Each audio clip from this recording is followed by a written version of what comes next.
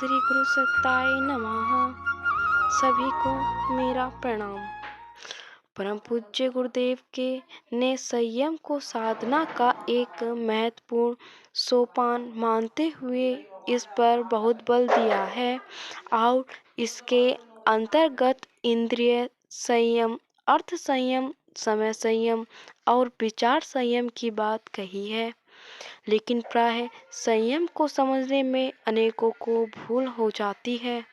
संयम के नाम पर अतिवादी प्रयोग अधिक होते देखे जाते हैं।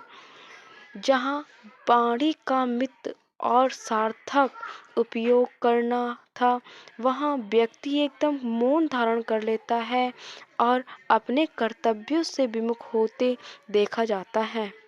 इंद्रिय संयम का उद्देश्य जहाँ देह भाव के ऊपर उठते हुए एक स्वस्थ निरोगी जीवन जीना था, तो वहीं व्यक्ति को उपवास के नाम पर एकदम भूखे रहने का या फिर ऐश्वर्य व्रत के अतिरेक तक ले जाते देखा जाता है।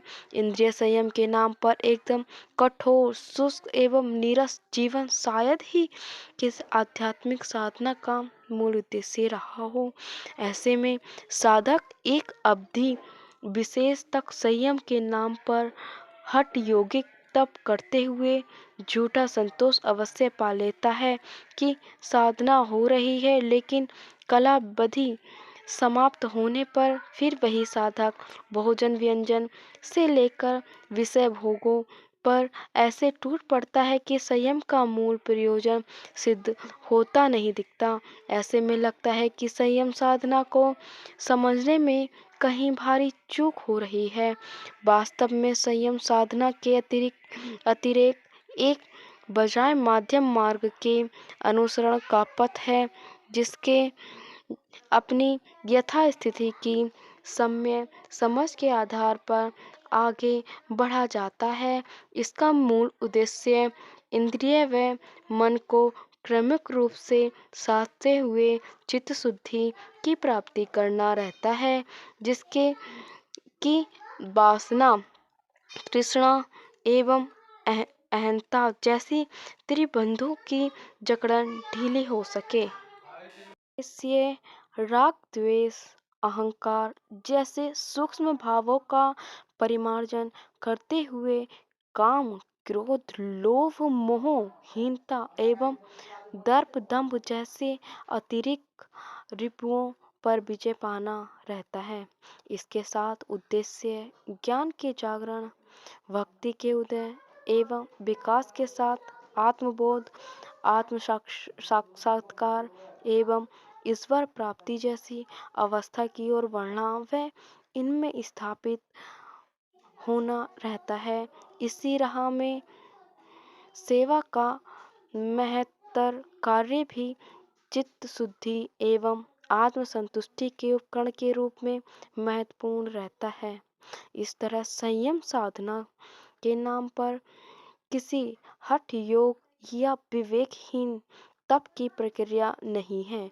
जैसे कि व्यक्ति का अहंकार पोषित होता हो तथा अज्ञान की ग्रंथियां और कसती हो, संयम इनके परिमार्जन परिष्कार के साथ अपनी इंद्रियों, अर्थ, विचार एवं संयम का सम्यक नियोजन एवं संतुलन है। श्री भगवत गीता में भगवान श्री कृष्ण इसी मध्यम मार्ग का प्रतिपादन करते हुए विषादग्रस्त अर्जुन से कहते हैं, संसार रूपी दुख का नाश तो उस योग द्वारा सिद्ध होता है जिसमें आहार विहार कर्तव्य कर्म शयन जागरण के यथा योग एवं संतुलित स्वरूप को अपनाया जाता है। यह प्रकारांतर में संयम साधना के यथार्थ स्वरूप का प्रतिपादन है, जिसके आधार पर जीवन के दुख का नाश होता है। इस तरह जीवन की सम्यक समझ के साथ साधा गया संयम ही साधक को अभीष्ट परिणाम की ओर ले जाता है। अनुशासन मानव समाज की एक आवश्यक इकाई के रूप में हर समय हर परिस्थिति में प्रत्येक व्यक्ति के लिए आवश्यक होता है।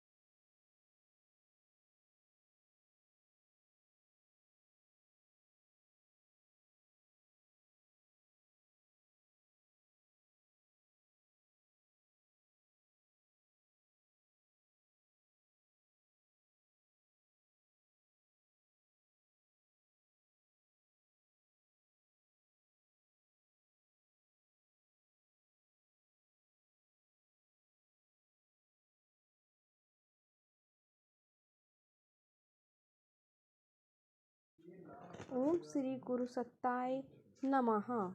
सभी को नमस्कार।